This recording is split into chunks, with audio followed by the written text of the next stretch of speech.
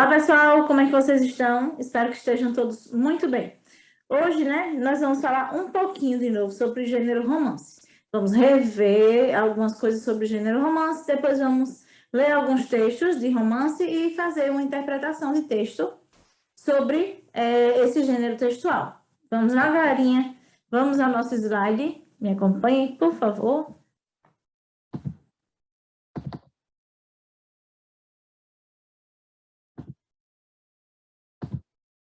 Vamos lá. Gênero textual romance, né, galera? Ele é um gênero textual que consiste em uma narrativa longa, escrita em prosa, né? Vocês sabem que quando é escrita em prosa, é aquela escrita que é feita em parágrafo, né? Aquela escrita mais longa, né? Escrita em poesia já é uma outra estrutura, né, gente? Aquela estrutura de versos em estrofes. Mas o romance não. O romance ele é escrito em prosa, certo? Seu surgimento e popularidade remete ao século XVIII, quando ele tomou o lugar das epopeias, no caso que eram longas narrativas em versos, não é isso? E não em prosa. As epopeias eram em verso e romance são em prosa. Por tratar-se de uma narrativa, o romance possui ação, lugar onde ela ocorre, tempo em que ela acontece, personagens que realizam um enredo e um foco narrativo, isso é, a perspectiva do narrador. Ou seja, se o narrador ele é personagem, se o narrador ele é observador, ou se o narrador ele é onisciente, né? Onisciente. Se o narrador é personagem, ele participa da história, se ele é observador, ele, no caso, ele somente observa e narra a partir desse seu olhar de observador, e onisciente é aquele que sabe de todos os pensamentos dos personagens. É estilo um Deus, assim, né? Sabe de tudo, mas não se envolve, certo? Vamos lá para a próxima. Conceito de romance, né? O que é romance? Vamos ver o que é romance. Romance, ele tem origem na palavra romanice, cujo significado está relacionado a qualquer obra escrita em romanço, língua falada das regiões ocupadas pelos romanos. Porém, foi a partir do século XVIII que o termo romance começou a ser utilizado com o significado que conhecemos hoje. Isto é, a narrativa longa escrita em prosa. Portanto, o romance e o romantismo surgiram ao mesmo tempo e parecem ter sido feitos um para o outro, né? Ao contrário dos poemas épicos, o romance surgiu para representar pessoas comuns e ser o reflexo do povo. Dessa forma, é um gênero que, segundo o crítico Massudo Moisés, foi porta-voz das ambições, desejos e vaidades da burguesia. Burguesia não, viu, gente? É burguesia em ascensão, além de servir como fuga da realidade, né? Era, então, um espelho idealizado dessa classe, da classe burguesa, né? Na atualidade, a burguesia não é mais a única classe a ser representada nas obras de autores e autoras contemporâneos, né? Eles agora retratam todas as classes em seus romances, certo? Desde o mais pobrezinho até a burguesia, né? A parte do pessoal que tem muito dinheiro. Vamos lá? Principais características do romance. O romance ele é uma narrativa longa, escrita em prosa e possui a seguinte estrutura. Vamos lá? Ação, né? Série de acontecimentos que se combinam para formar o enredo da obra. Espaço ou lugar, né? Espaço físico em que ocorre a ação. Tempo. Temos dois tipos de tempo, o tempo cronológico e o tempo psicológico. O tempo cronológico, ele respeita o tempo físico, isso é, a sequência de segundos, minutos, horas, dias, meses, anos, assim como o tempo transcorre com regularidade e com linearidade. Ou seja, o tempo cronológico é aquele que corresponde às datas, aos dias, às horas, né? Já o tempo psicológico, ele está relacionado às lembranças. Por isso que ele não é linear, assim como o tempo cronológico, que tem uma linearidade. E o que é linearidade, professora? É aquele que acontece assim, início, meio, fim, passado, presente, futuro. Entenderam assim mais ou menos? Vamos lá. Personagens principais e secundários, né? Enredo, foco narrativo, né? Que é a perspectiva de quem narra, ou seja, narrador, personagem, observador e onisciente, né? Narrador, personagem em primeira pessoa, que é aquele que participa da história. Narrador, observador em terceira pessoa, que narra apenas sobre sua observação. E o narrador onisciente, que narra em terceira pessoa, que possui total conhecimento dos fatos narrados e dos personagens, inclusive dos seus pensamentos, certo? Vamos lá? Agora nós vamos para o texto, certo? Na página 162 a 164, vamos ver os textos, no caso são 2 textos e algumas atividades entre eles, certo? Depois vamos para o por dentro do texto na página 165 e 166. Me acompanhem, por favor, galerinha. Vamos lá. Página 162, prática de leitura, texto 2, romance. Agora, você vai ler a história de um menino que conta como foi sua experiência na escola, na qual ele esperava aprender a ler. Ele nos conta como era essa escola, a professora e o ensino. Primeira questão, o que você imagina que aconteceu com ele naquele lugar? 2, será que ele aprendeu a ler? 3, e você? Como foi sua experiência com as primeiras leituras? Você e seus colegas vão ler e discutir algumas questões do fragmento 1 do romance agora e do 2 em seguida. Infância, fragmento 1. Aos 9 anos, eu era quase analfabeto. E achava-me inferior aos Mota Lima, nossos vizinhos, muito inferior, construído de maneira diversa. Esses garotos felizes, para mim, eram perfeitos, andavam limpos, riam alto, frequentavam escola decente e possuíam máquinas que rodavam na calçada como trens. Eu vestia roupas ordinárias, usava tamancos, enlameava-me no quintal, engenhando bonecos de barro, falava pouco. Na minha escola de ponta de rua, alguns desgraçadinhos cochilavam em bancos estreitos e sem encosto, que às vezes se raspavam e lavavam. O lugar de estudo era isso. Os alunos se imobilizavam nos bancos, 5 horas de suplício, uma crucificação. Certo dia vi moscas na cara de um, roendo o canto do olho, entrando no olho. E o olho sem mexer, como se o menino estivesse morto. Não há prisão pior que uma escola primária do interior. A imobilidade e a insensibilidade me aterraram.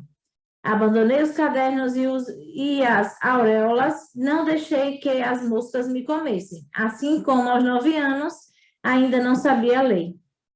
Ora, uma noite depois do café, meu pai me mandou buscar um livro que deixaram na cabeceira da cama. Novidade, meu velho nunca se dirigia a mim, e eu engoli do café, beijava-lhe a mão, porque isso era praxe, mergulhava na rede e adormecia. Espantada, entrei no quarto, peguei com repugnância o antipático objeto e voltei à sala de jantar. Aí recebi a ordem para me sentar e abrir o volume. Obedeci, engolindo uma vaga de esperança de que uma visita me interrompesse. Ninguém nos visitou naquela noite extraordinária. Meu pai determinou que eu principiasse a leitura. Principiei, mastigando as palavras, gaguejando, gemendo uma cantilena medonha, indiferente à pontuação, saltando as linhas e repisando arrastar na gemedeira, como um carro na estrada cheia de buracos. Com certeza o negociante recebeu alguma dívida perdida. No meio do capítulo, pôs-se a conversar comigo. Perguntou-me se eu estava compreendendo o que lia. Explicou-me que se tratava de uma história de um romance, exigiu atenção e resumiu a parte já lida. Um casal com filhos andava numa floresta em noite de inverno, perseguidos por lobos, cachorros selvagens. Depois de muito correr, essas criaturas chegaram à cabana de um lenhador. Era eu ou não era? Animei-me a parolar. Sim, realmente havia alguma coisa no livro, mas era difícil conhecer tudo. Quarta questão. No início do primeiro parágrafo e no fim do terceiro, o menino fala sobre um problema que o incomoda. Qual é esse problema? 5. Quem é o narrador do texto? Ou seja, quem conta a história. Esse narrador, ele é personagem, ou ele é narrador observador, ou onisciente. Ele está em primeira pessoa, ou está em terceira pessoa. E aí, gente, vejam aí, certo? 6. O que você pensa a respeito da escola em que o menino estudava? O que é que você acha? Como era a escola que o menino estudava? 7. Você acha que existem escolas como aquela que o garoto do texto estudava? Converse com a turma e com o professor sobre esse assunto. Agora, você vai continuar a leitura do fragmento do romance e saber o que aconteceu. 8. Como será que o menino construiu sua relação com os livros? 9. Será que ele conseguiu aprender a ler? Como você imagina ter sido esse percurso? Agora vamos ao fragmento 2 do texto Infância, certo? Vamos lá? Infância, fragmento 2. Recolhi-me preocupados, fugitivos os lobos do leandor agitaram meu sono. Dormi com eles, acordei com eles. As horas voaram, alheio à escola, aos brinquedos de minhas irmãs. A tagarelice dos moleques, vivi com essas criaturas de sonho incompletas e misteriosas. À noite, meu pai me pediu novamente o volume e a cena da véspera se reproduziu. Leitura emperrada, mal entendidos, explicações. Na terceira noite, fui buscar o livro espontaneamente, mas o velho estava sombrio e silencioso. E no dia seguinte, quando me preparou para moer a narrativa, afastou-me com um gesto carrancudo. Nunca experimentei decepção tão grande. Era como se tivesse descoberto uma coisa muito preciosa e de repente a maravilha se quebrasse. E o homem que a reduziu a cacos, depois de me haver ajudado a encontrá-la, não imaginou a minha desgraça. A princípio foi desespero, sensação de perda e ruína, em seguida uma longa covardia, a certeza de que as horas de encanto eram boas demais para mim e não podiam durar. Findas, porém, manifestações secretas de mágoa, refleti e achei que o mal tinha remédio e expliquei o negócio a Emília, minha excelente prima. O rosto sereno, largos olhos pretos, um ar de seriedade, linda moça. Confessei, pois, a Emília o meu desgosto e propus-lhe que me dirigisse à leitura. Esforcei-me por interessá-la, contando-lhe a escuridão da mata, os lobos, os meninos apavorados, a conversa na casa do leandor, o aparecimento de uma sujeita que se chamava Águeda. Assim era necessário que a priminha lesse comigo um romance que me auxiliasse na decifração dele. Emília respondeu com uma pergunta que me espantou. Por que não me arriscava a tentar leitura sozinho? Longamente lhe expus a minha fraqueza mental e a impossibilidade de compreender as palavras difíceis, sobretudo na ordem terrível em que se juntavam. Se eu fosse como os outros, bem era bruto em demasia, todos me achavam bruto em demasia. Emília combateu a minha convicção, falou-me dos astrônomos, indivíduos que liam o céu, percebiam tudo o que há no céu, não no céu onde moram Deus, Nosso Senhor e a Virgem Maria. Esse ninguém tinha visto. Mas o outro, que fica por baixo, o do sol, da lua, das estrelas, os astrônomos conheciam perfeitamente. Ora, se eles enxergavam coisas tão distantes, por que não conseguiria eu adivinhar a página aberta diante dos meus olhos? Não distinguia as letras, não sabia reuni-las e formar palavras? Matutei na lembrança de Emília. Eu, os astrônomos, que doidice. Lê as coisas do céu, quem havia de supor? Eu tomei coragem, fui esconder-me no quintal com os lobos, o homem, a mulher, os pequenos, a tempestade na floresta, a cabana do leandor. Reli as folhas já percorridas e as paredes que se esclareciam derrubavam a escassa luz sobre os pontos escuros. Personagens diminutas cresciam vagarosamente e me penetravam a inteligência espessa. Vagarosamente. Os astrônomos eram formidáveis. Eu, pobre de mim, não desvendaria os segredos do céu.